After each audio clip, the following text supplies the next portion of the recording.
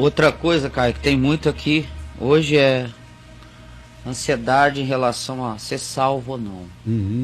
Vou ler uma personalité para todo mundo. Tá bom? Uma que define a angústia geral. A angústia geral. Aí você vai dar com uma, você já mata. Então olha só, gente, é uma pergunta valendo por todas as idênticas ou semelhantes. Tá legal? Isso, ansiedade. Caio, quero dizer que gosto muito do Senhor, mesmo sem te conhecer pessoalmente. Obrigado.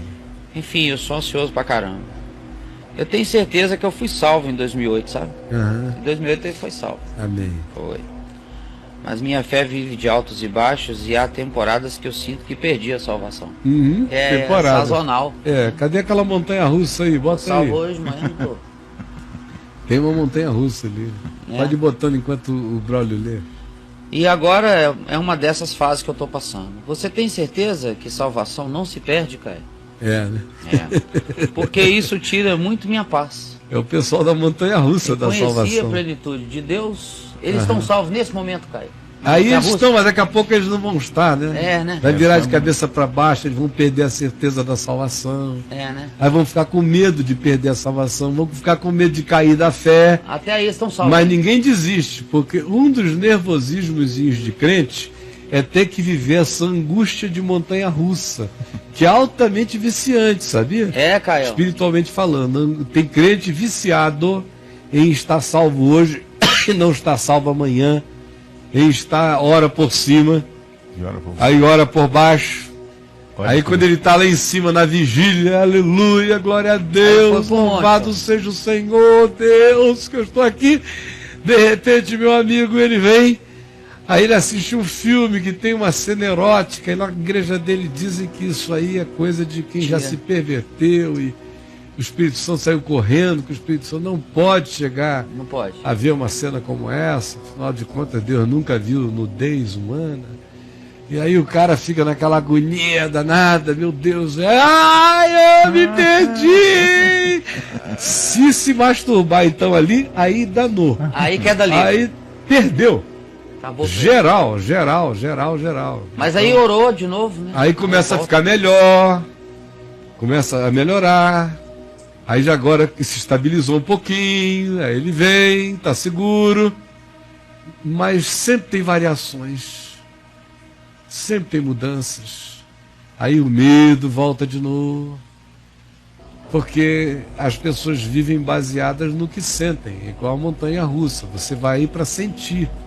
Isso é um brinquedo de fazer sentir, não é? Quando você vai à montanha-russa, eu que adoro esse tipo de emoção, pago um ticket para sentir extremos, sentir choques, impactos, alturas, quedas, sensações de desamparo físico na gravidade. Você se abandona nos abismos seguros da brincadeira. Então é para isso que você vai lá. Agora, a construção da religião gera mais ou menos para todo mundo uma montanha-russa, aonde você não cai de vez do negócio a menos que você saia do banco. Aí isso é equivalente a deixar o templo, deixar a frequência, a igreja. É sair do banco da montanha-russa. Se desviou da fé, saiu do banco. Mas enquanto ele está ali, sentado no banco, com os outros angustiados, perseverando... Na angústia? Na angústia. Russa. Pode soltar a montanha-russa. Perseverando com os outros, na angústia, sentados juntos, ali, compartilhando a mesma angústia de existência, mesmo ministério de aflição. Ali, ele não está perdido, ele só sente isso.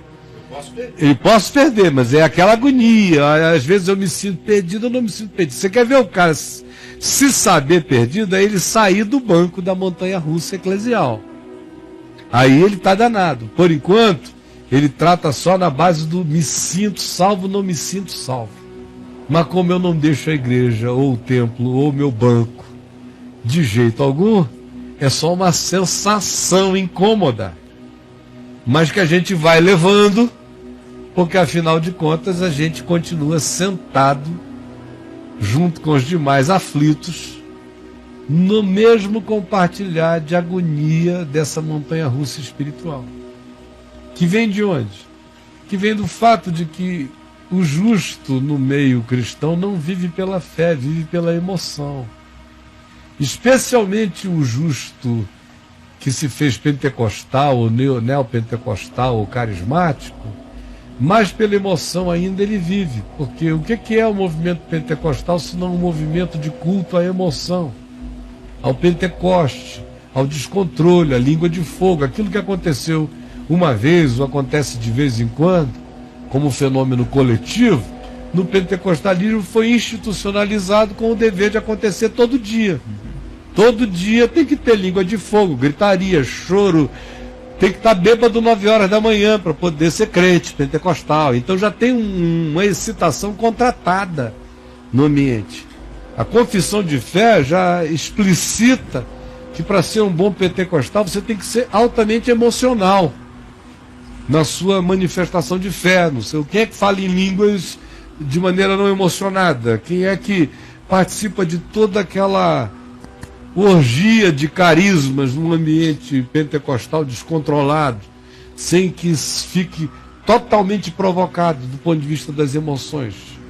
Tudo é mistério, tudo é místico, tudo é pode ser ou pode não ser, pode ser anjo ou pode ser demônio, é um suspense danado. Será que Deus vai falar?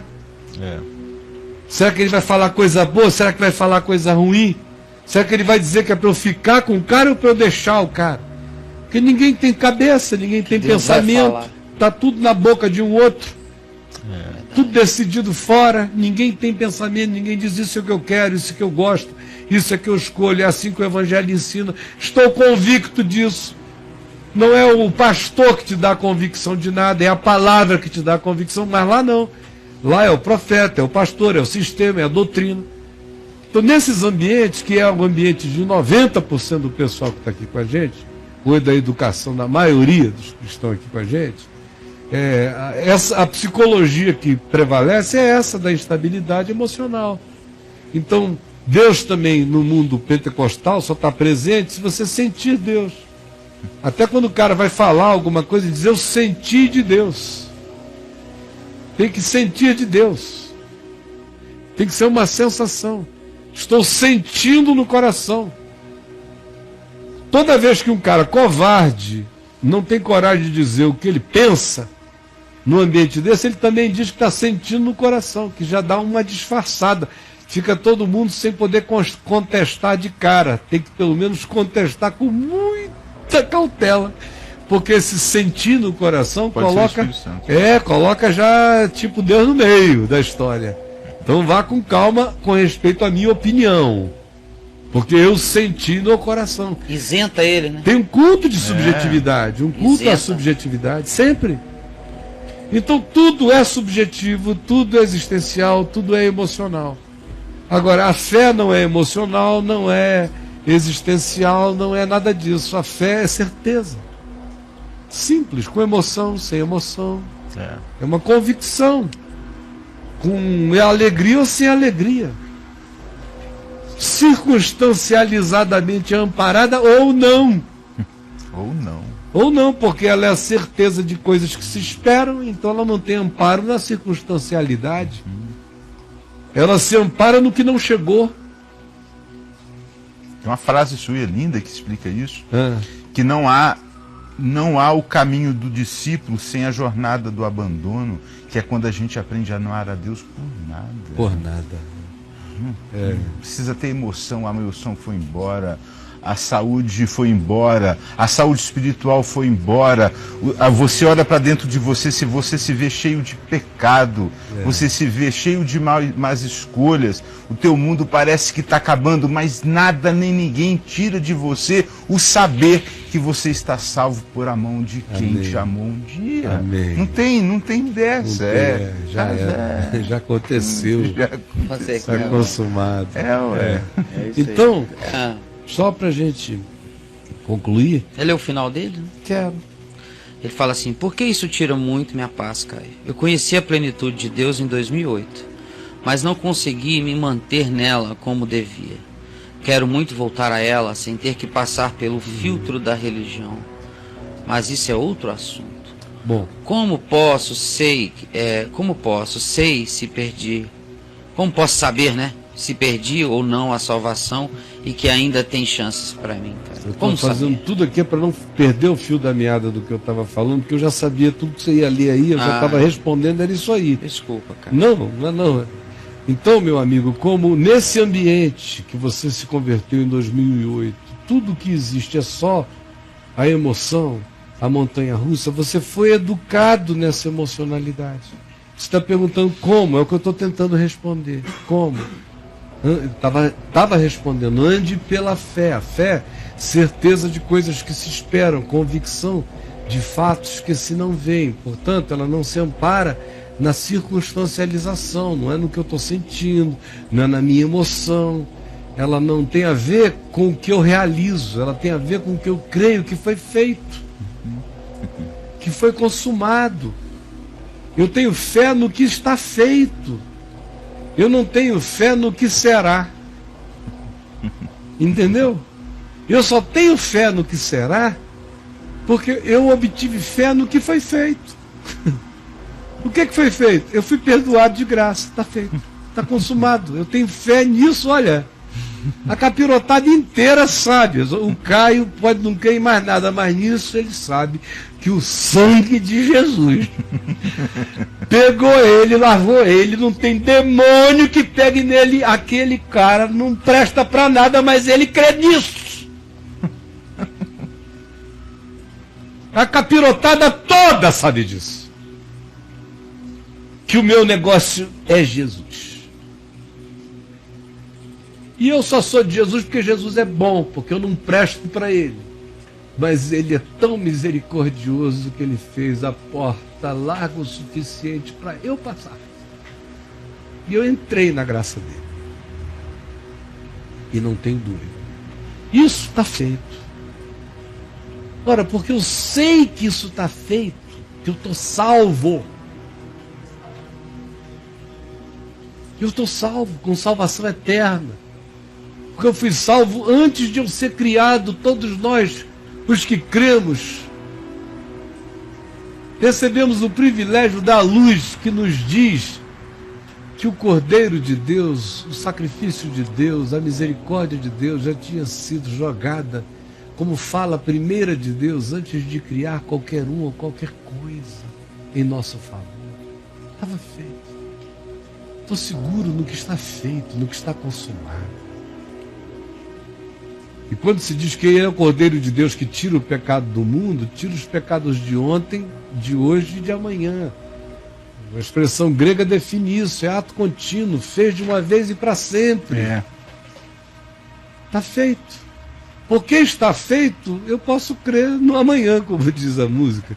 Eu posso ter a fé das coisas que se esperam, mas aí já não tem nada a ver com quem eu sou. A fé em relação a quem eu sou para Deus já está definida.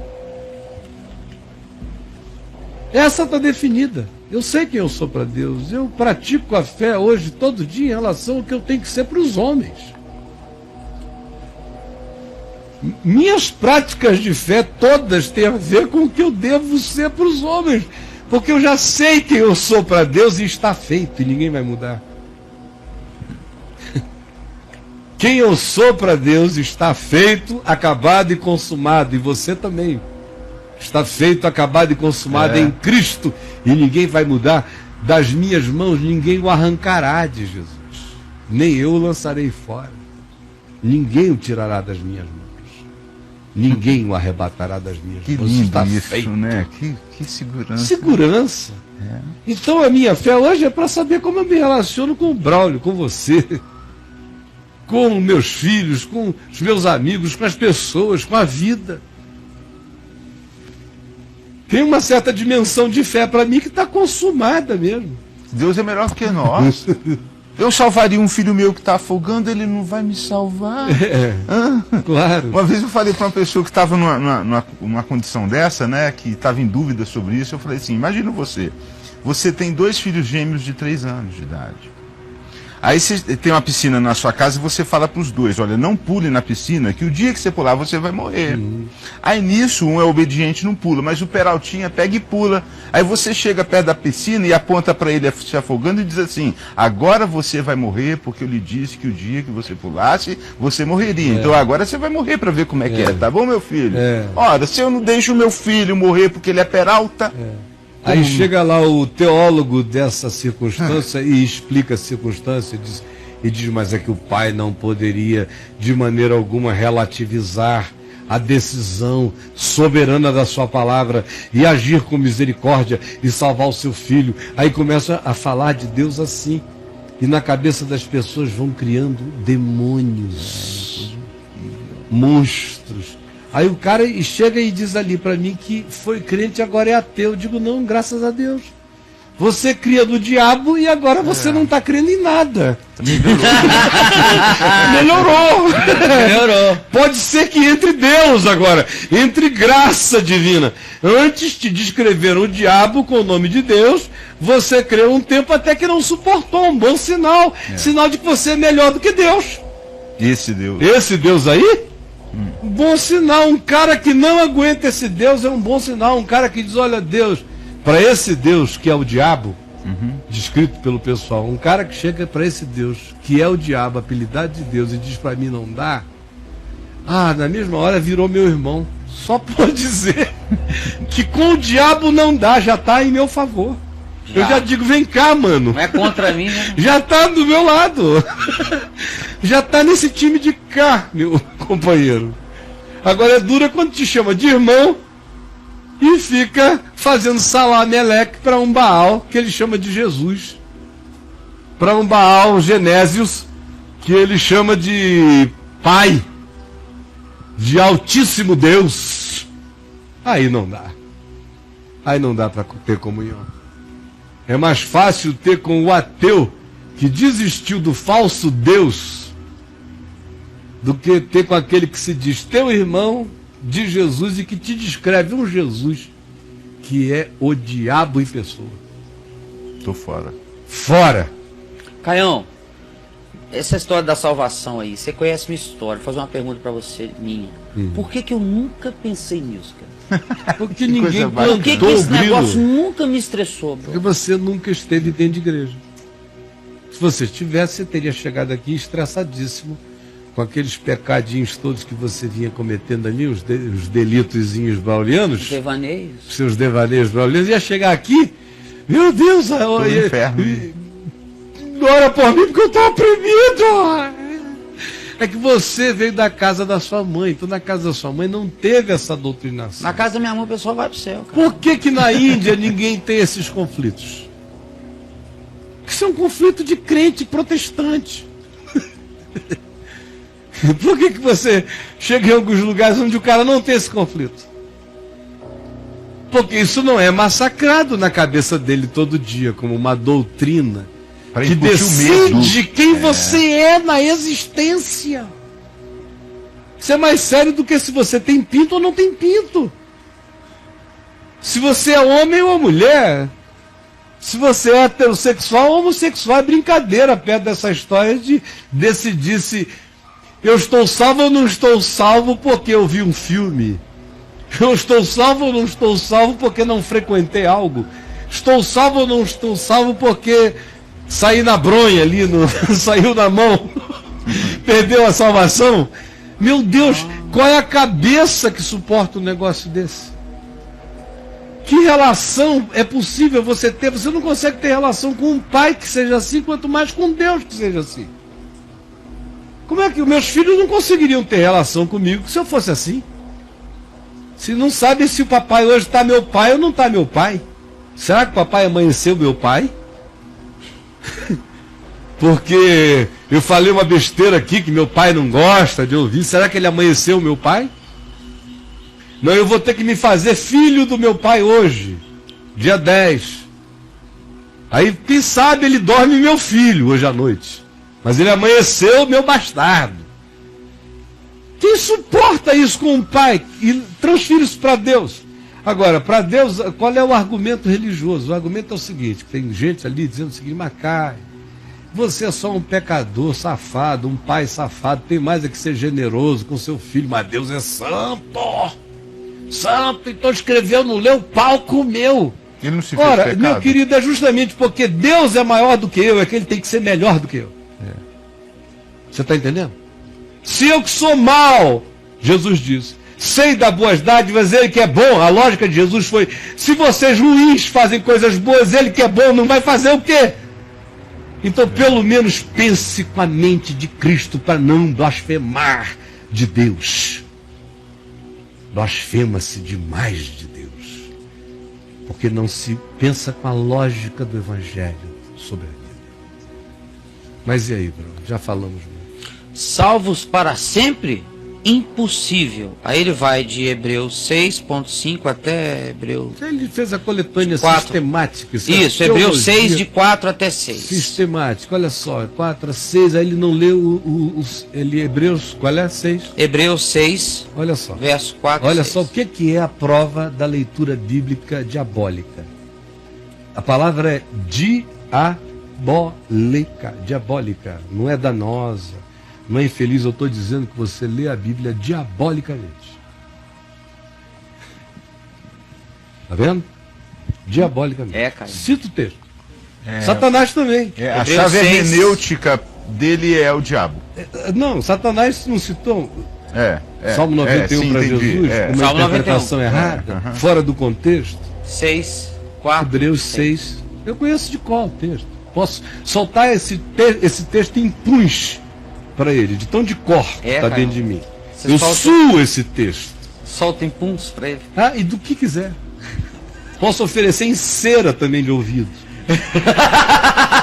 O texto. Porque eu vou te dizer, meu amigo. Agora, ele evoca Hebreus 6.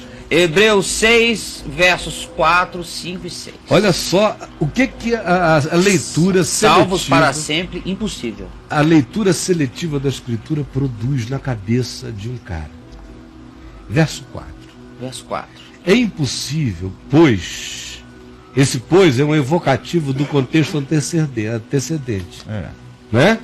Por causa do contexto antecedente... Existe o pois. Que existe esse pois. Qual é o contexto antecedente? Eram pessoas que tinham deixado os princípios elementares da fé em Jesus e estavam voltando atrás. Ao judaísmo. Judaísmo. Aí estavam sacrificando de novo gado, cordeiros, ovelhas, cabras no templo, oferecendo sacrifícios, anulando o que a cruz tinha realizado. Hebreus é o tempo todo só para dizer isso. Não voltem atrás, não deixem, não ressuscitem aquilo que a cruz matou. Não ressuscitem os zumbis. Não façam zumbis do que a cruz liquidou. Esse é o contexto. É impossível, pois, aqueles que uma vez foram iluminados pelo Evangelho e entenderam mesmo o Evangelho de verdade, e provaram o dom celestial, não uma doutrininha, mas provaram mesmo, conheceram para valer, e se tornaram participantes do Espírito Santo de verdade. Conheceram mesmo o Espírito de Deus, souberam o que era a palavra da verdade, e caíram e provaram a boa palavra de Deus, e os poderes do mundo vindouro se regozijaram na vida eterna, e caíram. O que é caíram? Voltar ao judaísmo. Aqui é negar a cruz. É dizer todo o texto de Hebreus. E na frente, para trás, contexto antecedente, imediato, é só sobre isso. E negar a cruz é justamente dizer, eu sou salvo e não sou salvo. É dizer, não sei se foi. Por que depende do quê? Depende de mim. E não da cruz. Não da cruz. Se eu estou bom para Deus, se eu estou mal para Deus. Isso é negar a cruz, é cair. Da graça. Da graça decair é isso. Hoje tem graça, hoje não tem graça. Por que não? Porque ontem tinha graça porque eu estava ótimo, santificado. Hoje eu caí da graça porque eu fiz uma coisa ruim, errada. Ou eu falei, ou eu pensei. Então não é a cruz, sou eu. Não, é você. Você anulou a cruz. Caiu da graça. Quem pensa como ele já está fora da graça. Já nasceu caído disso. Porque por outro lado, um cara que de fato É impossível renovar para arrependimento um cara que de fato foi iluminado, provou o dom celestial, se tornou participante da palavra do Espírito Santo, conheceu a palavra de Deus, os poderes do mundo vindouro. É impossível renovar para arrependimento, tanto quanto é impossível também esse cara se afastar dessa consciência.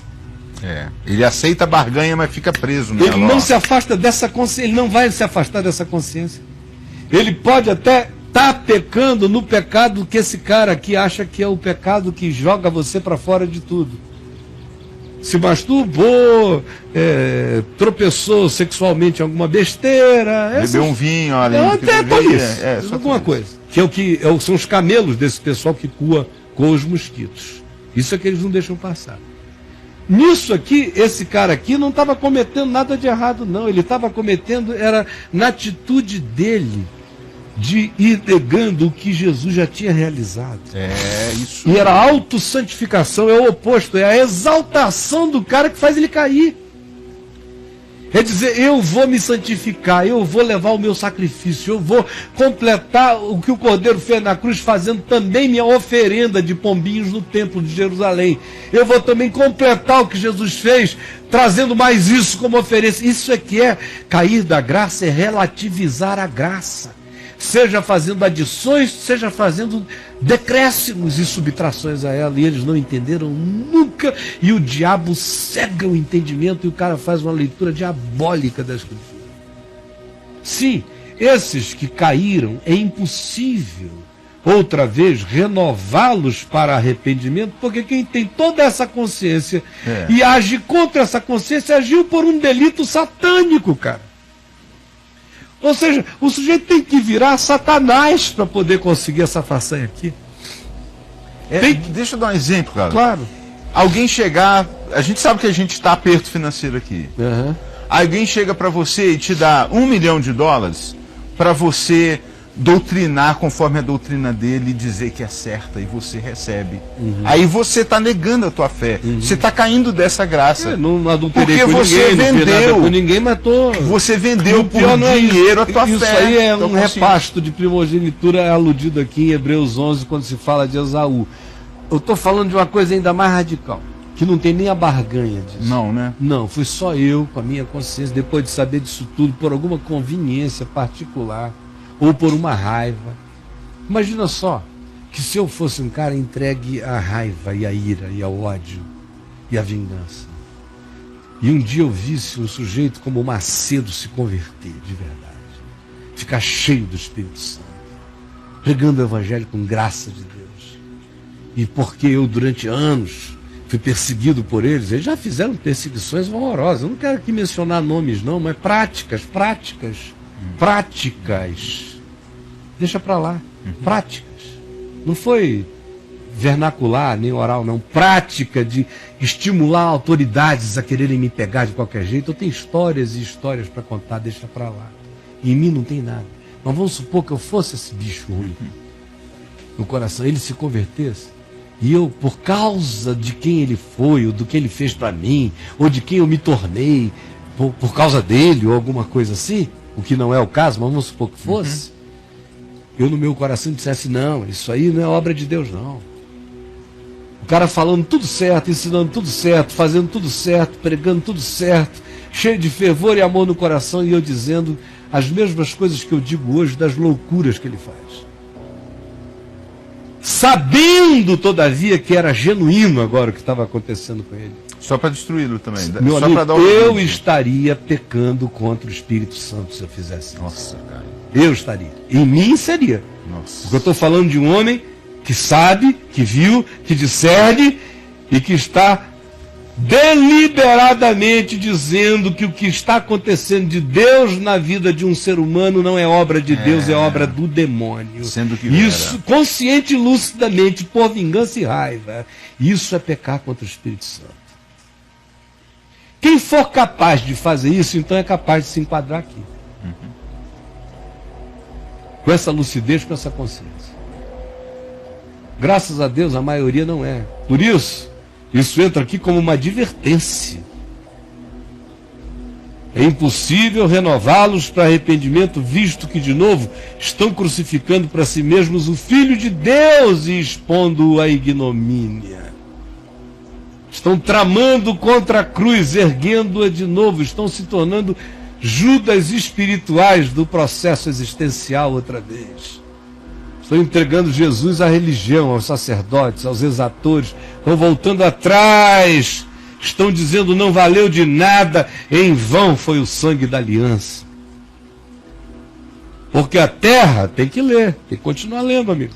Ele parou no 6. Não, depois ele volta aqui e cita mais 2 pedaços. Mas ele tem que ler aqui embaixo, que acaba com o que ele disse em cima. Porque tem um porquê aí, né? Porque a terra que absorve a chuva, que frequentemente cai sobre ela, e produz erva útil para aqueles por quem é também cultivada, recebe bênção da parte de Deus. A semente é boa, a bênção de Deus vem sobre ele. Mas se produz espinhos e abrolhos, pelos seus frutos os conhecereis. É rejeitada e perto está da sua maldade, e o fim dela será queimada. Aquilo que o homem semear, isso também ceifará. Seja isso como você demonstre isso. Seja com palavras, seja com obras, seja com omissões, seja com ações, seja o que for. Os versos 6 e 7, ou 7 e 8, estão mostrando um princípio, repetindo um princípio espiritual. Apresente diante de Deus o que é puro e verdadeiro, e você terá a validação. Traga diante de Deus o que é espinhoso, é abrolho, o que é maldoso e perverso, e você está perto do seu juízo. E ninguém tenha dúvidas quanto a isso. Apagou a luz ali e voltou de novo. Olha, eu estou lendo aqui, mas estou vendo lá. Verso 9. Quanto a vós outros, todavia, a vós outros, todos nós, todavia o quê? Apesar do que eu disse. Apesar do que eu disse. Todavia. Apesar do que eu disse. Assim como, pois, evoca o contexto antecedente, esse todavia explica que, apesar do que venho dizendo, e da gravidade com a qual venho falando, ó amados, estamos persuadidos das coisas que são melhores e pertencentes à salvação, ainda que estejamos falando desta maneira com vocês. Porque Deus não é injusto para ficar esquecido do vosso trabalho e do amor que evidenciastes para com seu nome, pois servistes e ainda servis aos santos. Desejamos, porém, continue cada um de vós mostrando até o fim a mesma diligência para plena certeza de esperança, para que não vos torneis indolentes, mas imitadores daquele que pela fé e pela longanimidade herdaram as promessas. Pois quando Deus fez a promessa, leia, meu amigo, fez a promessa a Abraão, promessa da salvação pela fé, visto que não tinha ninguém superior por quem jurar, jurou por si mesmo, dizendo, certamente te abençoarei e te multiplicarei. E assim, depois de esperar com paciência, obteve Abraão a promessa, pois os homens juram pelo que lhes é superior, e o juramento, servindo de garantia para eles, é o fim de toda contenda. Deus, não tendo ninguém superior por quem jurar, jurou por si mesmo e acabou com a contenda e com a dúvida, e estabeleceu a imutabilidade do seu propósito pelo juramento, diz o verso 17. E criou coisas imutáveis, é a palavra no verso 18, para que mediante duas coisas imutáveis, que não mudam, que não voltam atrás, nas quais é impossível que Deus minta, ele assim se afirme seguro para conosco. Portanto, sabendo disso, forte alento tenhamos, nós que já corremos para o refúgio, a fim de lançar mão da esperança proposta, a qual temos por âncora da alma. Minha alma já está plantada, já está ancorada no Santo dos Santos. Eu estou ancorado no Santo dos Santos. Quem jogou a minha âncora lá foi Jesus. Quem é que vai me tirar de lá?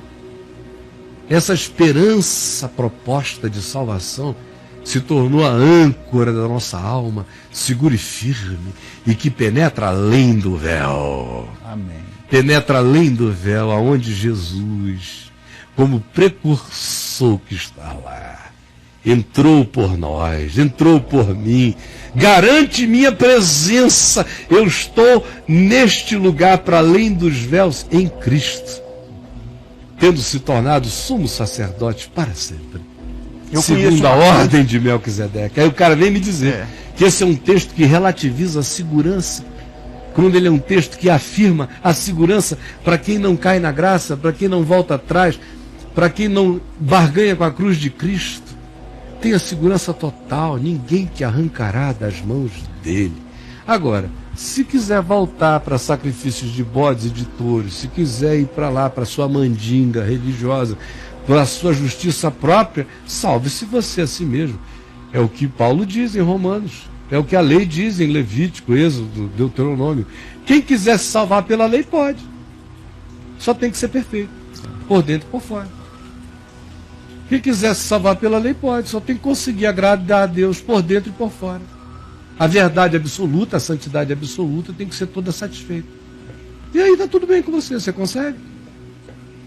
Pensamentos puros, sentimentos puros, você limpo, impecável, puro, santo, inculpável e irrepreensível. Você, Jesus de Deus na terra. Você é? Quem salvou Jesus? Ninguém, né? Ele não precisava, porque ele cumpriu a lei. Por que eu preciso de Jesus? Porque eu não consigo cumprir a lei. Quem conseguir cumprir a lei como Jesus cumpriu a lei, não precisa de Jesus, está salvo por si mesmo. Como todos pecaram e ninguém consegue cumprir a lei, todos nós carecemos de Jesus. Eu sou dos pecadores o principal, tenho essa certeza final e fatal a meu respeito. Sem Jesus eu estou danado. Agora, por outro lado, Jesus cumpriu a lei por mim, para sempre. Eu estou salvo, jogado para além do véu, garantido. Mas você tem opção. Você tem de se salvar. Cumpra toda a lei, não viole nenhum dos mandamentos dela, e não são só 10, não, são 10 e milhares de subprodutos. Por dentro e por fora, nas motivações, nas percepções, em tudo, seja perfeito e tu serás salvo. Jovem rico, tu serás salvo. Tu que tens feito tudo isso desde a tua mocidade, ainda queres acrescentar virtude à salvação de Deus. Olha só. Vai lá e tenta, por conta própria. Eu sei que não consigo. Por isso, o que Jesus fez foi por mim, já está feito. Como já está feito, ninguém me tira da mão dele. Ele diz que ninguém me arranca. Está consumado. Essa é uma segurança maravilhosa. Isso não me faz frouxo, não me engraxa, não me vaselina para a vida. Ao contrário, isso me faz ter alças. Está olhando para um homem que se oferece para a peleja. Não é para andar com dissimulação, é com a cara de fora. É confessando verdades e enganos, como gente. Porque sei que eu estou ancorado para além do véu. E daí vem meu desassombro de demônios, de homens, de anjos, de tudo. E dessa segurança. Isso é salvação. Essa ousadia é salvação. Essa intrepidez no Espírito Santo. E tudo vem da graça. Não vem de justiça própria, nem de obras, para que ninguém se glorie. Deu para entender. Mas quem quiser, salve-se a si mesmo. E diga para Jesus que ele trabalhou em vão. Crucifique o Filho de Deus a segunda vez. Transforme a cruz numa ignomínia. Que é o que vocês fazem todo dia quando ficam tentando se salvar. Pela lei, pela doutrina, pela frequência ao culto, pelo dízimo, pela oferta, pelos usos e costumes, pela justiça própria maldita, que anula a cruz de Cristo e deixa vocês nesse estado de cristãos nervosos, aflitos, perdidos, angustiados, sem paz. Será que nem diante de um diagnóstico tão vultoso desse, você tem a coragem de tentar não se enxergar? e continuar ainda discutindo só por argumentar? Me prove tudo do evangelho no qual você diz que crê como sendo verdade na sua vida pela paz que você mostra. Tem medo de morrer, rapaz? Que evangelho está dentro de você? Morre de medo de ficar doente? Que evangelho está dentro de você? Morre de medo do medo. Medo. Não tem evangelho dentro de quem vive cheio de medo. Tem religião, mas não é evangelho. Quando o evangelho entra, aí, meu amigo, a salvação se planta e um homem salvo é um homem solucionado. Ele não é perfeito, ele sabe que não é. Mas é porque ele sabe que não é, que cada dia ele anda mais firme e seguramente no que ele quer que seja a vida. Porque ele já sabe em Cristo como é que é a vida. E saber que ele não pode agradar a Deus de si mesmo, dá a ele uma entrega total que o fortalece sem que ele perceba, justamente para praticar a vontade de Deus, sem que agora seja motivada pela presunção, mas apenas movida pelo poder do amor que vai se entregando em paixão, abandonada, é outro poder. Muda tudo. Tudo. Muda tudo. Mas tem uma coisa imutável na minha vida que nem eu, nem Deus consegue mudar, cara. Jesus Cristo morreu para me salvar. Amém. Imutável.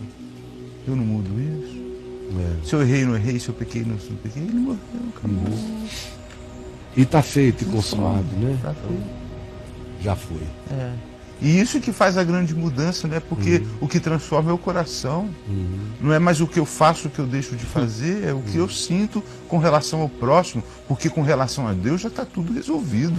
No meu caso, já não tem mais demanda com Deus. O problema agora é com o meu próximo. E é aqui que eu tenho que todo dia praticar o evangelho e me crescer em salvação, desenvolver a salvação com temor e tremor na relação humana. Relações diversas, que é o único lugar onde a minha salvação se desenvolve no espaço-tempo, é no encontro humano. Só pode servir a Deus se servir ao próximo, porque ele estava com fome, não é?